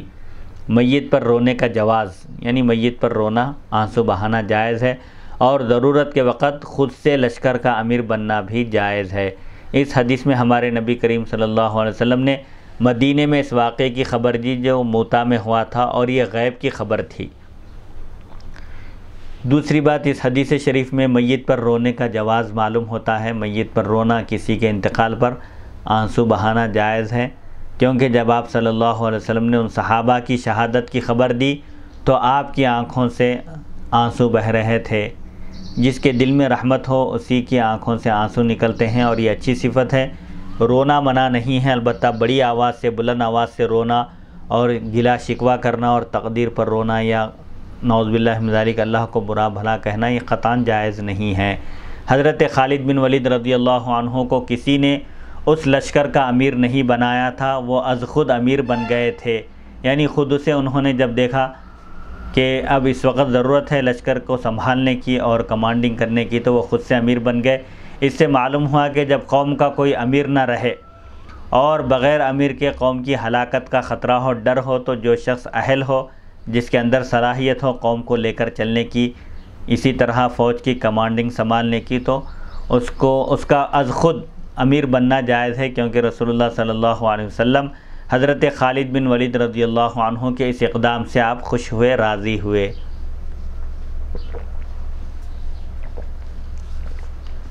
باب نمبر 5، باب الاذن بالجنازتی، جنازے کی خبر دینا۔ وقال ابو رافع عن ابی ہریرہ رضی اللہ تعالی عنہ قال قال نبی صلی اللہ علیہ وسلم اللہ کنتم آذنتمونی، اور ابو رافع نے حضرت ابو ہریرہ رضی اللہ عنہ سے روایت کی کہ نبی کریم صلی اللہ علیہ وسلم نے فرمایا تم نے مجھے خبر کیوں نہیں دی۔ حضرت ابو ہریرہ رضی اللہ عنہ بیان کرتے ہیں کہ ایک سیاہ فام مرد تھا، یعنی ایک کالا شخص تھا، یعنی جو خوبصورت نہیں تھا، مسجد کی صفائی کرتے تھے، وہ فوت ہو گئے۔ ایک شخص تھے، ایک صاحب تھے جو مسجد کی صفائی کیا کرتے تھے، صاف ستھرائی کا خیال رکھتے تھے، ان کا انتقال ہو گیا۔ مسجد میں وہ جھاڑو دیا کرتے تھے، تو نبی کریم صلی اللہ علیہ وسلم نے ان کے متعلق دریافت کیا کہ وہ کیا بات ہے، وہ نظر نہیں آ رہے ہیں، تو لوگوں نے بتایا کہ ان کا انتقال ہو گیا۔ تو آپ نے فرمایا جب ان کا انتقال ہو گیا تھا تو تم نے مجھے خبر کیوں نہیں دی، لہٰذا مجھے ان کی خبر بتاؤ، ان کو کہاں دفن کیا گیا ہے۔ پھر آپ صلی اللہ علیہ وسلم کو جب ان کی خبر بتائی گئی تو آپ ان کی خبر پر آئے اور ان کے آپ نے نماز جنازہ پڑھی۔ باب مذکور کی حدیث، یعنی یہ حدیث شریف شرح صحیح مسلم جلد 2 صفحہ 768 تا 69 حدیث نمبر 2110 پر ذکر کی گئی ہے۔ اس کی شرح کا عنوان ہے قبر پر نماز جنازہ، کیا دفن کرنے کے بعد دوبارہ نماز جنازہ پڑھی جا سکتی ہے یا نہیں، اس کی تشریح وہاں پر کی گئی ہے۔ حدیث نمبر 1247، حدثنا محمد قال اخبرنا ابو معاویہ عن ابی اسحاق الشیبانی عن الشعبی عن ابن عباس رضی اللہ تعالی عنہما قال مات انسان کان رسول اللہ صلی اللہ علیہ وسلم یعودہ فمات باللیل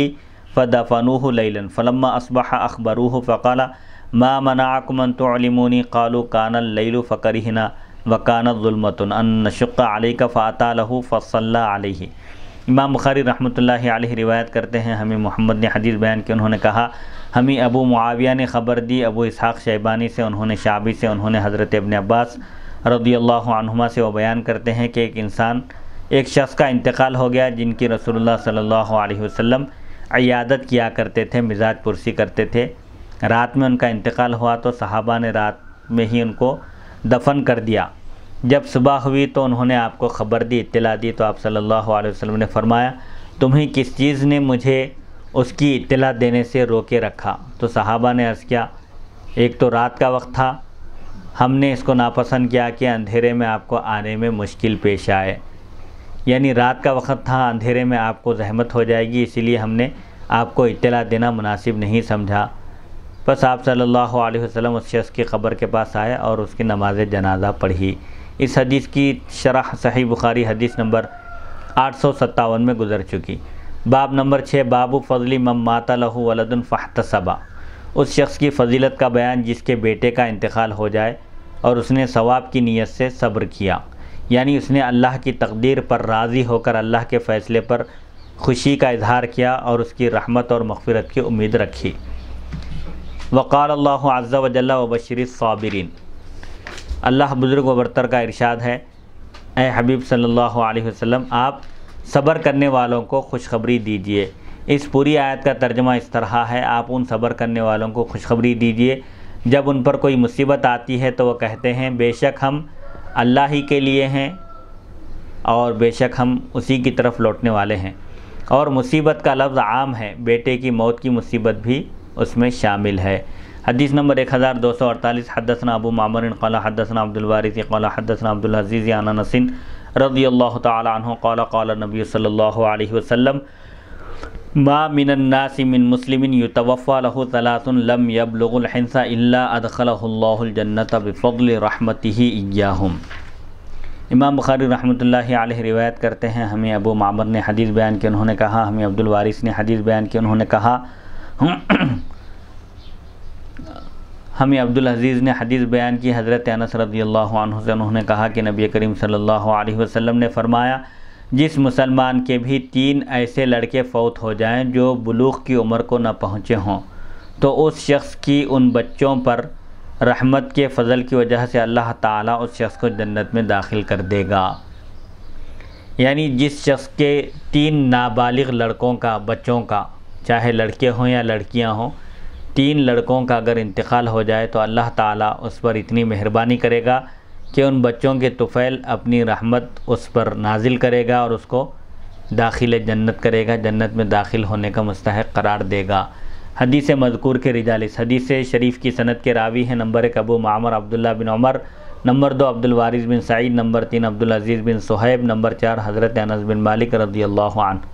حدیث مذکور کی عنوان سے مطابقت پر اعتراض کا جواب۔ عنوان ہے کہ جس شخص کے لڑکے کا انتقال ہو جائے، جس کا ایک بیٹا بھی فوت ہو جائے اور وہ ثواب کی نیت سے صبر کرے، یہ حدیث شریف، یہ باب کا عنوان ہے۔ باب اور حدیث شریف میں مطابقت نہیں ہے، عنوان ایک ہے اور حدیث شریف ایک بیان کی گئی، اس سلسلے میں فرماتے ہیں اس حدیث پر یہ اعتراض ہوتا ہے کہ اس حدیث کے عنوان میں ہے جو شخص اپنے فوت شدہ یعنی انتقال کیے ہوئے بیٹے پر ثواب کی نیت سے صبر کرے، اور حدیث میں اس کا ذکر نہیں ہے، تو اس کا جواب یہ ہے کہ اس کا اگرچہ صراحتاً ذکر نہیں ہے لیکن التزاماً ذکر ہے، لازمی طور پر اس کا ذکر آ گیا ہے، کیونکہ وہ جنت میں اسی وقت داخل ہوگا جب ثواب کی نیت سے اپنے معصوم بچوں کی موت پر صبر کرے گا، اپنے نابالغ لڑکوں کی موت پر صبر کرے گا، گلہ شکوہ نہیں کرے گا اور اللہ کی تقدیر پر، اللہ کے فیصلے پر راضی رہ کر ثواب کی نیت سے صبر کرے گا، تبھی وہ جنت میں داخل ہوگا۔ اس حدیث شریف میں ایک لفظ آیا ہے الحنث، حنث کے معنی اور نابالغ بچوں کی موت پر صبر کی تخصیص کی وجہ بیان کرتے ہیں کہ نابالغ بچوں کی موت پر اگر کوئی صبر کرے تو نابالغ لڑکوں کی خصوصیت کیا ہے؟ اس حدیث میں مذکور ہے کہ وہ 3 بیٹے حنث کو نہ پہنچے ہوں۔ حنث کے معنی ہے گناہ، اور انسان کا کوئی فعل اسی وقت گناہ قرار دیا جاتا ہے جب وہ بالغ ہو چکا ہو، شریعت کی اصطلاح میں مکلف ہو چکا ہو، جس کی عمر عموماً لڑکے کے لیے بلوغ کی عمر، اگر بلوغ کی کوئی علامت ظاہر نہ ہو تو لڑکے کے لیے بلوغ کی عمر 15 سال بتائی گئی ہے اور لڑکی کے لیے 12 سال۔ اگر اس عمر سے پہلے بھی اگر بالغ ہونے کی کوئی علامت ظاہر ہو جائے تو پھر وہ شرعاً مکلف ہے، بالغ ہے، اس پر شریعت کے احکام لاگو ہوں گے۔ اس لیے اس کا معنی یہ ہے کہ جب وہ بلوغ کی عمر کو نہ پہنچے ہوں، نابالغ بچے اگر انتقال کر جائیں 3 کسی کے، اور وہ اللہ کے فیصلے پر راضی رہے، صبر کرے اور ثواب کی نیت سے صبر کرے تو اللہ تعالیٰ اس کو اپنے فضل سے جنت میں داخل فرمائے گا۔ نابالغ بچوں کی موت پر صبر کرنے کی وجہ سے جنت میں داخل ہونے کی بشارت، خوشخبری اس لیے دی گئی کہ نابالغ بچوں سے محبت اور شفقت اور ان پر رحمت بہت زیادہ ہوتی ہے۔ جو بچے معصوم ہوتے ہیں، چھوٹے ہوتے ہیں اور بلوغ کی عمر کو نہیں پہنچتے، عموماً فطری طور پر والدین کو ان بچوں سے بے انتہا محبت ہوتی ہے، ان پر شفقت کرتے ہیں اور ان کے ساتھ رحم و کرم کا معاملہ کرتے ہیں، اور بالغ بچوں پر اتنی شفقت اور رحمت نہیں ہوتی، کیونکہ عموماً اولاد بالغ ہونے کے بعد ماں باپ کی نافرمانیاں بہت زیادہ کرتی ہے، اسی لیے ان سے محبت کا وہ جذبہ نہیں رہتا جو عموماً چھوٹے بچوں کے ساتھ ہوتا ہے۔ حدیث نمبر 1249، حدثنا مسلم قال حدثنا شعبۃ قال حدثنا عبد الرحمن بن الاصبہانی عن ذکوان عن ابی سعید رضی اللہ تعالی عنہ ان النساء قلنا للنبی صلی اللہ علیہ وسلم اجعل لنا یوما فوعظہن وقال ایما امرأۃ مات لها ثلاثة من الولد كانوا حجابا من النار قالت امرأۃ واثنان قال واثنان۔ امام بخاری رحمۃ اللہ علیہ روایت کرتے ہیں ہمیں مسلم نے حدیث بیان کی، انہوں نے کہا ہمیں شعبہ نے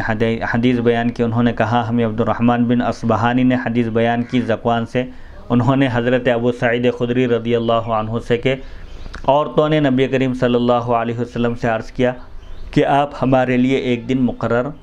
فرما دیں ہم کو نصیحت کرنے کے لیے، تو آپ صلی اللہ علیہ وسلم نے ان کو نصیحت فرمائی کہ جس خاتون کے بھی 3 بچے انتقال کر جائیں تو وہ اس کے لیے دوزخ کی آگ سے حجاب ہو جائیں گے، آڑ بن جائیں گے۔ ایک عورت نے کہا اگر 2 فوت ہوں تو آپ صلی اللہ علیہ وسلم نے فرمایا اور 2 بھی اگر فوت ہوں تو وہ 2 بچے اس کی ماں کو جہنم کی آگ سے بچائیں گے، اس کی ماں اور جہنم کی آگ کے درمیان آڑ بن جائیں گے، رکاوٹ بن جائیں گے۔ اس حدیث کی تشریح صحیح بخاری حدیث نمبر 101 میں گزر چکی۔ حدیث نمبر 1250 وقال شریک عن ابن الاصبہانی قال حدثني ابو صالح عن ابی سعید و ابی ہریرہ رضی اللہ تعالی عنہما عن النبی صلی اللہ علیہ وسلم قال ابو ہریرہ لم یبلغ الحنث۔ اور شریک نے کہا ابن الاصبہانی سے، انہوں نے کہا مجھے ابو صالح نے حدیث بیان کی حضرت ابو سعید اور حضرت ابو ہریرہ رضی اللہ عنہما سے، انہوں نے نبی کریم صلی اللہ علیہ وسلم سے روایت کی،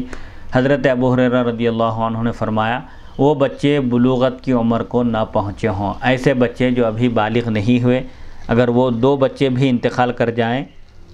تو وہ اپنے والدین کے لیے رکاوٹ بنیں گے، جہنم کی آگ سے بچانے کا ذریعہ بنیں گے۔ اس حدیث کی تشریح صحیح بخاری حدیث نمبر 102 میں گزر چکی ہے۔ حدیث نمبر 1251 حدثنا علی قال حدثنا سفیان قال سمعت الزہری عن سعید بن المسیب عن ابی ہریرہ رضی اللہ عنہ عن النبی صلی اللہ علیہ وسلم قال لا يموت لمسلم 3 من الولد فيلج النار الا تحلة القسم قال ابو عبداللہ وإن منکم الا واردها۔ امام بخاری رحمۃ اللہ علیہ روایت کرتے ہیں ہمیں علی نے حدیث بیان کی، انہوں نے کہا ہمیں سفیان نے حدیث بیان کی، انہوں نے کہا میں نے زہری سے سنا، انہوں نے سعید بن مسیب سے، انہوں نے حضرت ابو ہریرہ رضی اللہ عنہ سے، انہوں نے نبی کریم صلی اللہ علیہ وسلم سے سنا، نبی کریم صلی اللہ علیہ وسلم نے فرمایا جس مسلمان کے 3 بچے انتقال کر جائیں تو وہ صرف قسم کو پوری کرنے کے لیے دوزخ میں داخل ہوگا۔ امام ابو عبداللہ نے کہا اللہ کی قسم تم میں سے ہر شخص دوزخ میں داخل ہوگا، وَإِن مِّنكُمْ إِلَّا وَارِدُهَا، یعنی ہر ایک شخص کو جہنم کے پل پر سے گزرنا ہوگا، جو مومن ہوگا اللہ تعالیٰ اس کو نجات عطا فرمائے گا۔ ہر شخص کا دوزخ پر سے گزر ہوگا۔ اس آیت کی کئی تفاسیر بیان کی گئی ہیں، اس کا کیا مطلب ہے؟ علامہ ابن بطال مالکی لکھتے ہیں یہ احادیث اس بات پر دلالت کرتی ہیں کہ مسلمانوں کی اولاد جنت میں ہوگی، اور یہ جمہور علماء اکثر علماء کا قول ہے، اس پر اس جماعت کا اجماع ہے جس کا غلط ہونا جائز نہیں ہے۔ یعنی اکثر علماء اس بات کے قائل ہیں کہ مسلمانوں کے جو چھوٹے بچے ہیں وہ جنتی ہیں، کیونکہ یہ محال ہے کہ اللہ تعالیٰ اپنی رحمت کے فضل سے ان کے آبا کو معاف فرما دے، یعنی ان کے والدین کو معاف فرما دے اور ان کی اولاد پر رحمت نہ فرمائے، ایسا ہرگز نہیں ہو سکتا، یہ محال ہے۔ اللہ تعالیٰ بڑوں پر رحم فرمائے گا تو بچوں پر تو بدرجہ اولا رحم فرمائے گا۔ اللہ تعالیٰ نے فرمایا اللہ کی قسم تم میں سے ہر شخص دوزخ میں داخل ہوگا۔ سورہ مریم کی آیت میں ہے وَإِن مِّنكُمْ إِلَّا وَارِدُهَا، ہر شخص کو دوزخ کے اوپر سے گزرنا ہے۔ علماء کا اس دخول میں اختلاف ہے کہ دوزخ میں داخل ہونے سے کیا مراد ہے۔ حضرت جابر بن عبداللہ اور حضرت ابن عباس رضی اللہ عنہم نے کہا ہر نیک اور ہر بد دوزخ میں داخل ہوگا، چاہے نیک ہو یا برا ہو۔ مومن پر دوزخ ٹھنڈی ہو جائے گی اور سلامتی والی بن جائے گی، جیسا کہ حضرت ابراہیم علیہ السلام پر بن گئی تھی۔ اور حضرت ابن مسعود رضی اللہ عنہ اور کعب احبار نے کہا اس دخول سے مراد پل صراط پر سے گزرنا ہے۔ دوزخ میں داخل ہونے سے کیا مراد ہے؟ حقیقی معنی میں داخل ہونا ہے یا مجازاً مراد ہے؟ حقیقی معنی میں مراد ہے۔ بعض صحابہ نے کہا کہ دوزخ میں داخل ہوں گے، لیکن اہل ایمان پر دوزخ ٹھنڈی ہو جائے گی اور سلامتی والی بن جائے گی، اور جو بدکار ہوں گے ان کو دوزخ اپنی آگ کی لپیٹ میں لے لے گی۔ جبکہ دیگر صحابہ یہ کہتے ہیں کہ دوزخ میں داخل ہونے سے مراد ہر شخص کو پل صراط پر سے گزرنا ہوگا. جو نیک ہوگا، اہل ایمان میں سے ہوگا، وہ دوزخ کے پل پر سے تیزی سے گزر جائے گا، سلامتی کے ساتھ گزرے گا. اور جو بدکار ہوگا، گناہگار ہوگا، کافر اور فاسق ہوگا، وہ جہنم میں گر جائے گا. حضرت ابن عباس رضی اللہ عنہما سے ایک روایت ہے کہ اس آیت میں کفار سے خطاب ہے، کیونکہ اس سے پہلے یہ آیتیں ہیں فَوَرَبِّكَ لَنَحْشُرَنَّهُمْ وَالشَّيَاطِينَ ثُمَّ لَنُحْضِرَنَّهُمْ حَوْلَ جَهَنَّمَ جِثِيًّا ثُمَّ لَنَنزِعَنَّ مِنْ كُلِّ شِيعَةٍ أَيُّهُمْ أَشَدُّ عَلَى الرَّحْمَنِ عِتِيًّا ثُمَّ لَنَحْنُ أَعْلَمُ بِالَّذِينَ هُمْ أَوْلَىٰ بِهَا صِلِيًّا وَإِن مِّنكُمْ إِلَّا وَارِدُهَا كَانَ عَلَىٰ رَبِّكَ حَتْمًا مَّقْضِيًّا ثُمَّ نُنَجِّي الَّذِينَ اتَّقَوْا وَنَذَرُ الظَّالِمِينَ فِيهَا جِثِيًّا. یعنی یہ جو آیتیں ہیں سورہ مریم کی آیت نمبر 68 تا 72، سو آپ کے رب کی قسم ہم ضرور ان سب کو اور شیطانوں کو جمع کریں گے، یعنی کافروں کو اور شیطانوں کو جمع کریں گے، پھر ہم انہیں ضرور جہنم کے اطراف گھٹنوں کے بل گرے ہوئے حاضر کریں گے. پھر ہم ہر گروہ سے، ہر جماعت سے اس کو ضرور باہر نکالیں گے جو رحمان پر سب سے زیادہ اکڑنے والا ہوگا، جو دنیا میں سب سے زیادہ تکبر کرنے والا تھا. پھر بے شک ہم ان لوگوں کو خوب جانتے ہیں جو جہنم میں داخل ہونے کے زیادہ لائق ہیں، اور بے شک تم میں سے ہر شخص ضرور دوزخ پر وارد ہوگا، یعنی دوزخ میں داخل ہوگا. یہ آپ کے رب کے نزدیک قطعی فیصلہ ہے، پکا حتمی فیصلہ ہے. پھر ہم متقیوں کو دوزخ سے نکالیں گے اور ظالموں کو اس میں گھٹنوں کے بل چھوڑ دیں گے. یہ ان آیات کا پس منظر بیان کرتے ہوئے حضرت ابن عباس فرماتے ہیں کہ وَإِن مِّنكُمْ إِلَّا وَارِدُهَا میں خطاب اہل ایمان سے نہیں ہے، اس کے مخاطب کفار ہیں. کفار کو جہنم میں داخل ہونا ہے، کیونکہ یہ رب تعالیٰ کا حتمی اور قطعی فیصلہ ہے. پھر اللہ تعالیٰ اہل ایمان اور تقوی والوں کو نجات عطا فرمائے گا. جب پل پر سے گزریں گے، جب پل صراط پر سے، تو اللہ تعالیٰ ان کی حفاظت فرمائے گا اور سلامتی کے ساتھ ان کو وہاں سے گزار دے گا، اور جو ظالم ہوں گے ان کو گھٹنے کے بل جہنم میں گرا دے گا. ایک جماعت نے کہا کہ مومن کو دوزخ سے دور کر دیا جائے گا، وہ اس کو دیکھے گا نہ اس میں داخل ہوگا، اور دنیا میں جو اس کو بخار آیا تھا وہی اس کے حق میں دوزخ پر ورود ہوگا. یعنی جو اہل ایمان ہوں گے، دنیا میں جو ان کو تکلیف پہنچی ہوگی، بیماری کی شکل میں، مصیبت کی شکل میں، مالی آفت، بدنی آفت، یہ سب ان کے گناہوں کا کفارہ ہوگا اور ان کو دوزخ میں داخل ہونے سے بچا لیا جائے گا. عثمان بن اسود نے کہا دوزخ کی آگ سے مومن کا حصہ دنیا میں بخار آنا ہے. دوزخ کی جو تکلیف مومن کو اگر پہنچنا ہے تو وہ بخار کی شکل میں آئے گی. سو آخرت میں دوزخ پر وہ وارد نہیں ہوگا، یعنی آخرت میں وہ دوزخ میں داخل نہیں ہوگا. حضرت ابو ہریرہ رضی اللہ عنہ بیان کرتے ہیں کہ رسول اللہ صلی اللہ علیہ وسلم نے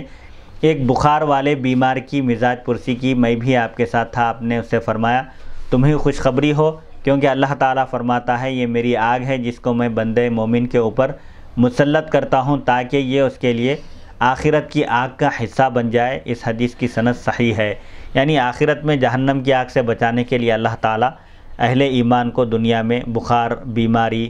اور پریشانی وغیرہ میں مبتلا کرتا ہے، یعنی اس آزمائش سے گزارتا ہے. یہ حدیث کہاں پر ہے؟ یہ حدیث نمبر 1251 بخاری شریف میں ہے، اور سنن ترمذی، یہ حدیث شریف جو ابھی میں بیان کیا سنن ترمذی میں ہے، مصنف ابن ابی شیبہ، مسند احمد اور حاکم کی مستدرک میں ہے کہ حضور صلی اللہ علیہ وسلم نے فرمایا کہ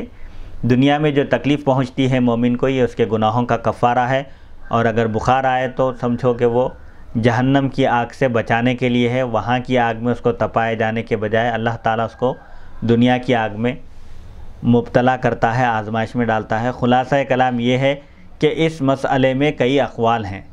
کہ کیا تمام لوگ جہنم میں داخل ہوں گے، پھر اس کے بعد اہل ایمان نکالے جائیں گے، یا پھر اہل ایمان اس میں داخل ہی نہیں ہوں گے. ایک قول یہ ہے کہ صرف کفار دوزخ میں داخل ہوں گے، مسلمان داخل نہیں ہوں گے.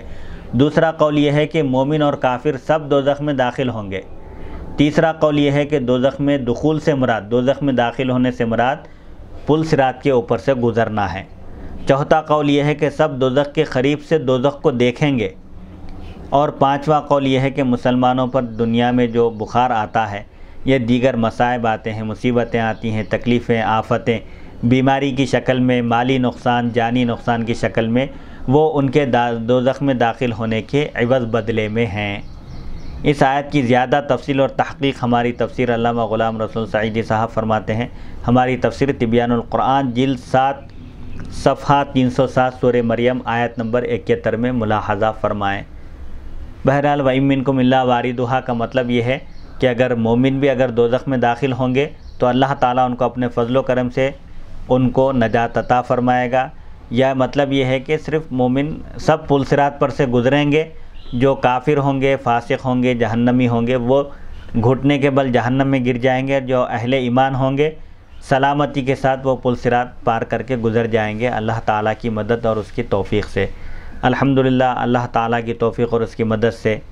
آج ہم حدیث نمبر 1251 تک اس نشست میں پہنچے ہیں۔ حدیث نمبر کون سی حدیث سے شروع کیا؟ حدیث نمبر حدیث نمبر 1243 سے آج کی نشست کا آغاز ہوا تھا۔ الحمدللہ حدیث نمبر